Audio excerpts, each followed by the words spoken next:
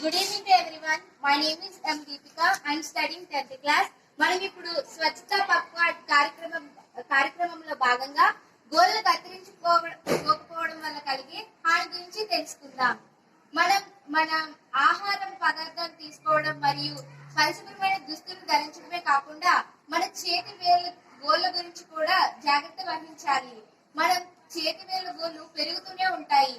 మనం వాటిని కత్తిరించుకోకపోతే మనం ఆడుకునేటప్పుడు కానీ ఏదైనా పని చేసేటప్పుడు కానీ మన చేతి వేళ్ళ గోళ్ళలోకి మట్టి రేణువులు వెళ్తాయి.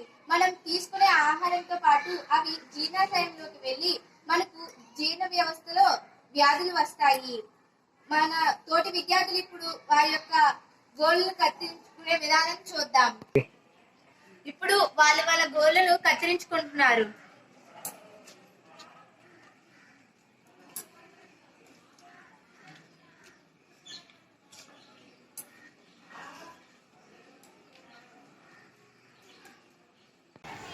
ఈ విధంగా మీరు కూడా మీ చేతి వేళ్ళ గోళ్ళను కత్తిరించుకోండి మరియు మీ పరిసరాల్లో ఉండే వారికి కూడా అవగాహన కల్పించండి.